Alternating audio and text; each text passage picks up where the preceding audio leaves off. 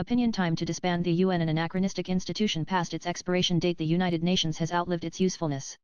What began as a noble experiment in 1945 to prevent another world war has devolved into an ineffective, expensive, and increasingly authoritarian body that serves the interests of dictatorships while betraying its founding principles. Recent discussions around restricting media freedom, combined with the organization's fundamental structural flaws and demonstrated failures, make clear that it is time to consign this World War II relic to history. NAN. The UN was conceived in the context of World War II, and its structure reflects the victor's priorities from 80 years ago. The Security Council's 5 permanent members, the United States, United Kingdom, France, Russia, and China, were chosen based on who emerged triumphant in 1945, not on current global realities. This explains why economic powerhouses like Germany and Japan, despite being the world's third and fourth largest economies, lack permanent seats. India, the world's most populous nation with 1.4 billion people and the world's fastest growing major economy, was excluded due to Nehru's misguided policy that prioritized ideological purity over practical influence. Rather than continuing to lobby for inclusion in this fundamentally flawed and exclusionary system, India and other nations must recognize that the Security Council's design itself is irredeemably broken and the entire structure needs to be dismantled. The world has changed dramatically since 1945, but the UN's power structure remains locked in a bygone era when colonial empires still existed and nuclear weapons were in their infancy. NAN. In the General Assembly's one country, one vote system represents perhaps the most democratically perverse arrangement in international relations. An Indian citizen's vote carries 12,800,000th the weight of a Vatican citizen's vote in UN deliberations. Tuvalu's 12,000 residents have the same institutional voice as the world's most populous nation with its 1.4 billion people. This means countries like Nauru 10,000 people, San Marino 34,000, and Palau 18,000 wield identical voting power to nations with hundreds of millions of citizens. In any genuine democratic system, representation would be proportional to population. Instead, the UN has created a system where microstates can form coalitions to outvote countries representing billions of people. This isn't democracy, it's a parody of representation that makes a mockery of the principle of democratic rights. NAN. The UN Human Rights Council exemplifies how the organization has become a shield for the world's worst regimes rather than a sword for justice. China, Russia, Cuba, Pakistan, and other serial human rights violators have repeatedly secured seats on this supposedly principled body. Countries like Saudi Arabia, China, Egypt, Cuba, Eritrea, and Somalia, all systematic violators of fundamental rights, have used their council membership to protect each other from accountability while systematically targeting democratic nations. From the council's founding in 2006 through 2019, it passed not a single resolution condemning China, Cuba, Pakistan, Russia, or Uzbekistan for their human rights violations. The council has failed to meaningfully address systematic oppression in Islamic regimes, from Iran's brutal crackdown on women protesters to Saudi Arabia's public executions and suppression of dissent. Meanwhile, democratic Israel faces more condemnations than all authoritarian regimes combined.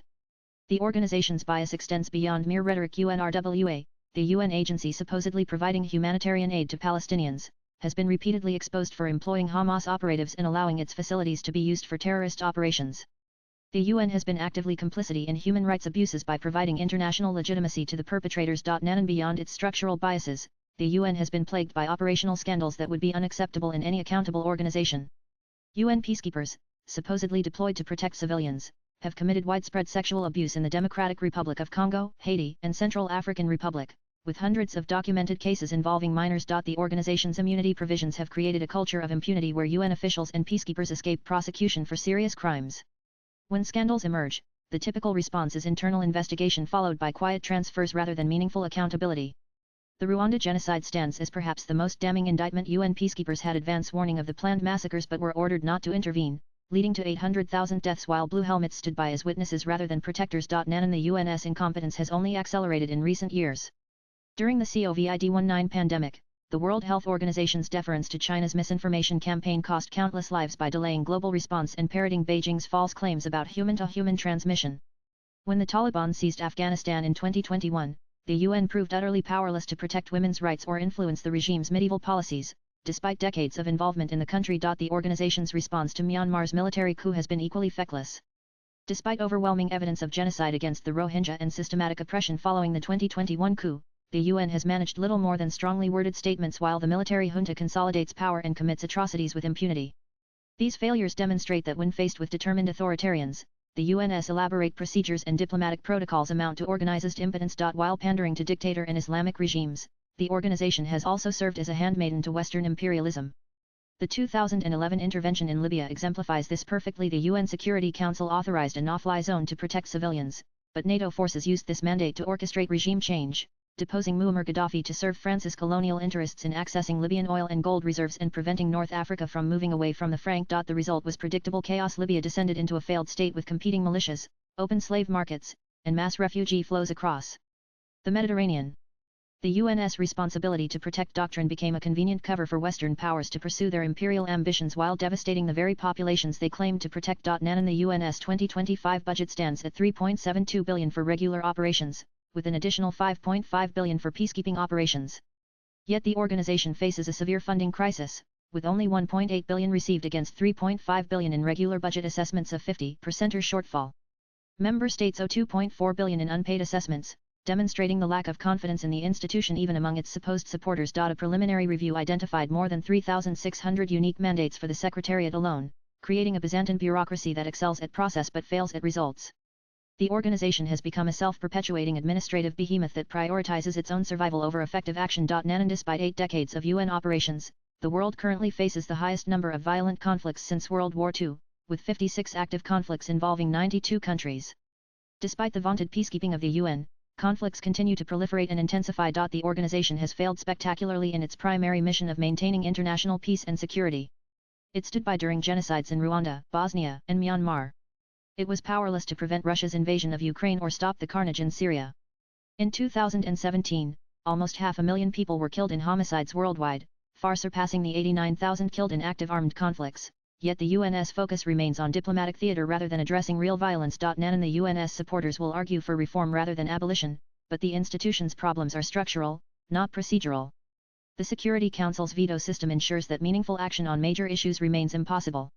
The General Assembly's voting structure cannot be reformed without the consent of the very microstates that benefit from the current system's absurdity. Regional organizations like the European Union, African Union, and ASEAN have proven more effective at addressing their members' specific challenges.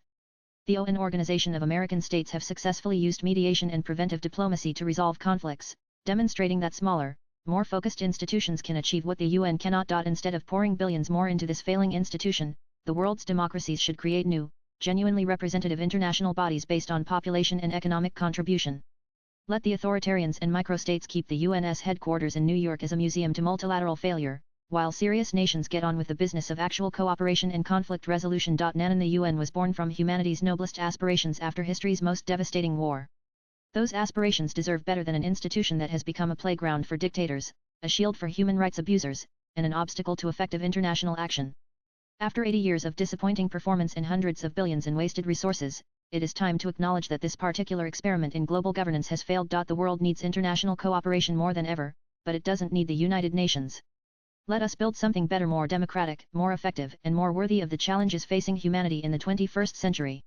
The first step is admitting that the UN, like the League of Nations before it, has become an impediment to the very peace and cooperation it was meant to foster. Swipe left for next video. It is time to consign this World War II anachronism to history and build institutions fit for the modern world. Sankrant Sanu is the CEO of Garuda Prakashan and tweets at Sankrant. Views expressed in the above piece are personal and solely those of the author. They do not necessarily reflect NEWS18's views. Latest blogs.